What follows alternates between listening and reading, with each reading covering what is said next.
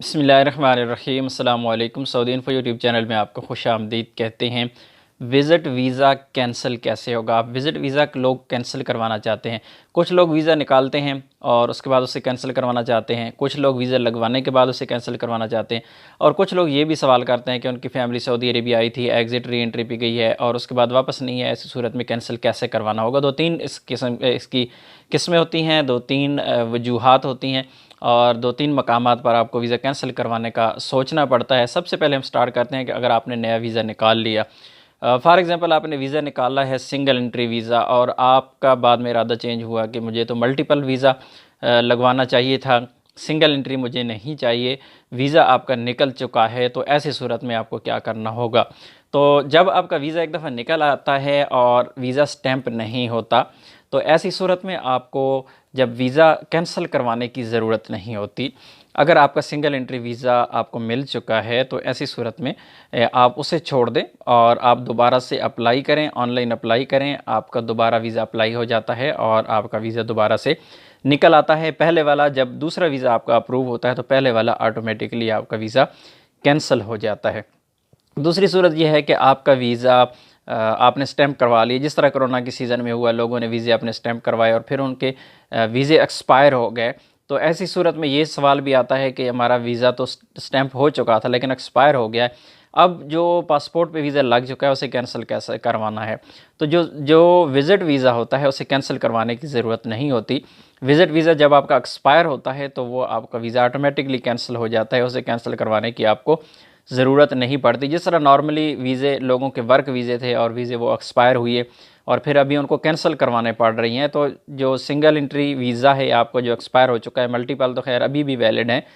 तो normal routine में अगर मल्टीपल भी आपका वीज़ा एक्सपायर हो जाता है, आप उस पर सफ़र नहीं करते, वीज़ा स्टैंप करवाने के बाद आप सफ़र नहीं करते और अगर एक्सपायर हो जाता है तो फिर एक्सपायरी के बाद उसे कैंसिल करवाने की ज़रूरत नहीं होती, वो ऑटोमेटिकली सिस्टम से ख़ारिज हो जाता है। फिर तीसरी सूरत ये बनती है कि आपके पास वीज़ा था, आपका वीज़ा निकाला आपने और वीज़ा आप अपने टाइम पे आपने उसे स्टैंप नहीं करवाया। यानी आपका वीज़ा था जो सिंगल एंट्री था या मल्टीपल था, आपके पास वीज़ा था और अभी तक आपने एतमाद में जमा नहीं करवाया और आपका वीज़ा एक्सपायर हो गया, तो ऐसी सूरत में भी आपको दोबारा जो वीज़ा है अपना पहले वाला उसे कैंसिल करवाने की ज़रूरत नहीं होती। वो ऑटोमेटिकली ही आपका वीज़ा कैंसिल हो जाता है, सिस्टम से ख़ारिज हो जाता है। जबकि जो परमानेंट वीज़े होते हैं, जो इकामा होल्डर लोग होते हैं, जो वर्क वीज़ा वाले होते हैं, उनका वीज़ा अगर एक्सपायर होता है तो उन्हें फिर कैंसिल भी करवाना पड़ता है। तो इसी तरह जो लोग सऊदी अरेबिया में पहुँचे और फिर वो वापस चले गए अपने मुल्क में, जिस तरह कोरोना के सीज़न में हुआ, या फिर ऐसा भी होता है कि बाज़ औक़ात लोगों का वीज़ा साल का होता है और वो एग्ज़िट री एंट्री के लिए फ़ैमिली को वापस भेज देते हैं और दोबारा फ़ैमिली को वापस नहीं बुलाते। यानी 6 महीने का जो एग्ज़िट री एंट्री होता है, जो अभी तो ख़ैर नहीं है, नॉर्मल रूटीन में जो होता है, अभी तो आर्ज़ी तौर पे पाबंदी उस पे ख़त्म की गई है। तो जब वो अपने मुल्क चले जाते हैं और वापस नहीं आते और फिर उनका वीज़ा एक्सपायर हो जाता है, या फिर वो ये चाहते हैं कि उनकी फ़ैमिली एग्ज़िट री एंट्री पे गई है और अभी तो 3-4 महीने गुज़र चुके हैं, बाकी 3 महीने या 2 महीने बाकी रह गए हैं, तो अब आने का फ़ायदा नहीं है, इसलिए नया वीज़ा अप्लाई करें, तो पहले वाले को कैंसिल कैसे करेंगे?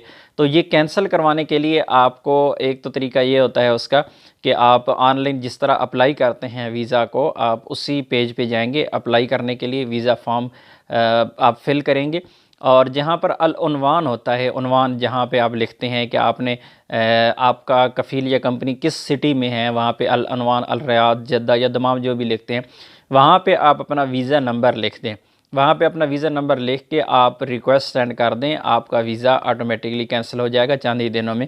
जब वो सिस्टम में जाता है और आपके सिस्टम में वहाँ पे उसको मैनुअली चेक किया जाता है, तो आपका ऑलरेडी जो वीज़ा नंबर वहाँ पे आपने दिया होता है उसको चेक करते हैं, उसको वो कैंसिल कर देते हैं। ये इत्तफ़ाक़ी चीज़ होती है और ये चांसेस इसके कम होते हैं कि इस तरह वीज़ा कैंसिल होता है, लेकिन फिर भी अगर आपने कैंसिल करना है तो ये ट्रिक आप ज़रूर आज़मा सकते हैं। अदरवाइज़ आपको वेट करना होगा आपके वीज़े की एक्सपायरी तक। जब आपका वीज़ा एक्सपायर हो जाता है तो उसके बाद आपको कैंसिल करवाने की ज़रूरत नहीं होती, चाहे आप एग्ज़िट री एंट्री पर थे, कैंसिल करवाने की ज़रूरत नहीं होती। जब वीज़ा आपका एक्सपायर होता है उसके बाद दोबारा से आप नए वीज़े के लिए अप्लाई कर सकते हैं। उम्मीद है आज की इन्फॉर्मेशन आपको अच्छी लगी होगी। मिलते हैं एक और नई वीडियो के साथ, तब तक के लिए इजाज़त दीजिए। अल्लाह हाफ़िज़।